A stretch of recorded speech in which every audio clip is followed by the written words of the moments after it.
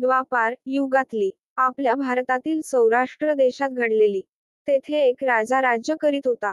त्याचे भद्रश्रवा. तो शूर होता, दयाळू होता, प्रजादक्ष होता. 4 वेद, 6 शास्त्रे, 18 पुराणे यांचे ज्ञान त्याला होते. अशा त्या राजाच्या राणीचे नाव होते सुरतचंद्रिका. राणी रूपाने सुंदर होती, सुलक्षणी होती आणि पतिनिष्ठ होती. त्यांना एकूण 8 अपत्ये होती, 7 पुत्र आणि त्यांच्यानंतर झालेली एक कन्या. राजा राणीने कन्येचे नाव शामबाला ठेवले होते. एकदा देवीच्या मनात आले, आपण राजाच्या राजप्रासादी राहावे. त्याने राजा आणखी सुखी होईल, प्रजेलाही तो आणखी सुख देईल. गरीबाकडे राहिले तर सगळ्या संपत्तीचा तो एकटाच उपभोग घेईल. म्हणून देवीने एका म्हातारीचे रूप घेतले. फाटकी वस्त्रे ल्याली, आधारासाठी काठी घेतली आणि काठी टेकत टेकत ती राणीच्या महालाच्या दाराशी आली. तिला पाहताच एक दासी पुढे आली. तिने म्हातारीला विचारले, कोण ग बाई तू? कुठून आलीस? काय काम काढलंस? तुझं नाव काय? गाव काय? काय हवं तुला? म्हातारीचे रूप घेतलेली श्री महालक्ष्मी म्हणाली, माझं नाव कमलाबाई. द्वारकेला राहते मी.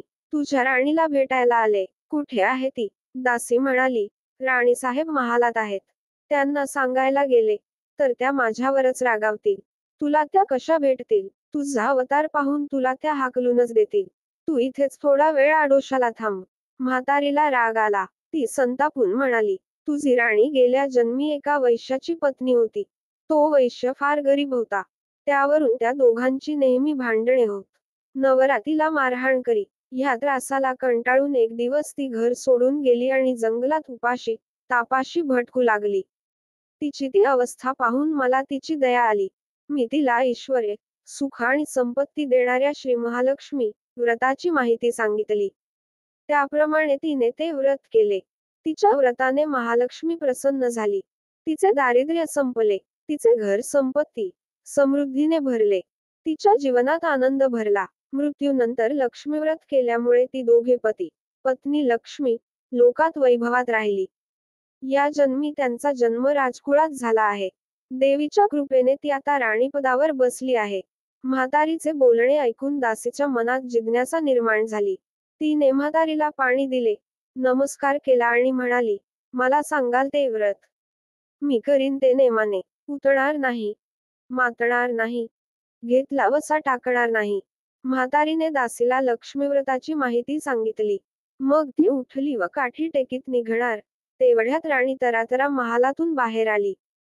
फाटक्या वस्त्रातील म्हातारीला पाहताच ती संतापली आणि उर्मटपणे म्हणाली, कोण ग तू थेरडे? इथे कशाला आलीस? जा इथून. तिने पुढे होऊन म्हातारीला घालवून दिले. ती म्हातारी म्हणजे प्रत्यक्ष महालक्ष्मीच होती, हे राणीला कळले नाही. राणीचा तो उर्मटपणा पाहून महालक्ष्मीने तिथे न थांबता स्वस्थानी जाण्याचे ठरवले. राणीचा महाल सोडून म्हातारी निघणार, तोच एक मुलगी लगबगीने बाहेर आली. ती मुलगी होती राजकन्या शामबाला. तिने येऊन म्हातारीला नमस्कार केलानी कळवळून म्हणाली, आजी, रागावू नका. माझी आई चुकली. तिच्यासाठी मला क्षमा करा. मी तुमच्या पाया पडते. राजकन्येचे ते बोलणे ऐकून श्री महालक्ष्मीला तिची दया आली. तिने शामबालाला लक्ष्मीव्रताची माहिती सांगितली. तो दिवस मार्गशीर्ष महिन्यातला पहिला गुरुवार होता. शामबाला मनापासून गुरुवारचे व्रत करते. देवीच्या कृपेने तिचा विवाह सिद्धेश्वर राजाचा पुत्र मालाधर याच्याशी होतो. तिला सुख, समाधान, ऐश्वर्य सारं काही प्राप्त होतं. पतीसोबत आनंदाने जीवन जगू लागते. मात्र सुरतचंद्रिका राणीवर देवीचा प्रकोप होतो आणि भद्रश्रवा राजाचे सारे राजवैभव नष्ट होते. आलेलं दारिद्र्य पाहून राणी राजाला विनंती करते की, आपला जावई खूप धनवान आहे. आपण त्याच्याकडून काही मदत घेऊ शकतो. पत्नीच्या विनंतीला मान देत राजा एकटाच मुलीला भेटायला निघतो. चालून दमल्यानंतर एका नदीकाठी बसतो. तिथे पाणी भरायला येणाऱ्या दास्या त्याची विनम्रतेने चौकशी करतात. तेव्हा तो राणी शामबालाचा वडील असल्याचे समजते. ही खबर दासी राणीपर्यंत पोहोचवतात. तेव्हा राजपोशाख पाठवून अगदी थाटामाटात शामबाला वडिलांचे स्वागत करते. पंचपक्वान्नांचं भोजन होतं. परतताना जावई सुवर्णमुद्रांनी भरलेला हंडा राजासोबत देतो. राजा परतल्यावर सुरतचंद्रिकेला प्रचंड आनंद होतो.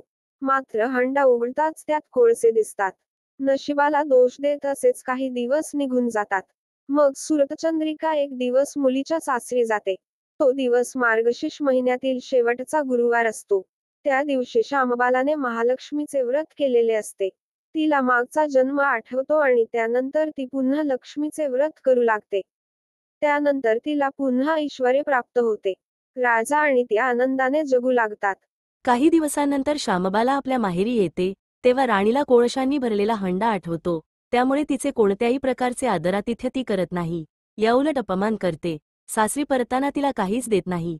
मात्र याचं कोणतंही दुःख करून न घेता मुठभर मीठ घेऊन ती सासरी परतते.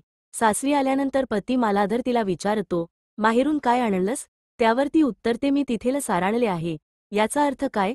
या पतीच्या प्रश्नाला उत्तर देण्यासाठी ती एक दिवस अळणी स्वयंपाक करते. जेवणातील अळणी पदार्थ चाखतो. त्यानंतर श्यामबाला पानात थोडंसं मीठ वाढतो. त्या मिठाने साऱ्या अन्नाला चव येते. तेव्हा श्यामबाला म्हणते, हेच आहे माहेरून आणलेले सार. मीठ जीवनाचे अमृत आहे. महालक्ष्मीची ही कथा कहाणी गुरुवारची सुफळ संपूर्ण. ओम महालक्ष्मी नमः. ओम शांती शांती शांती शांती.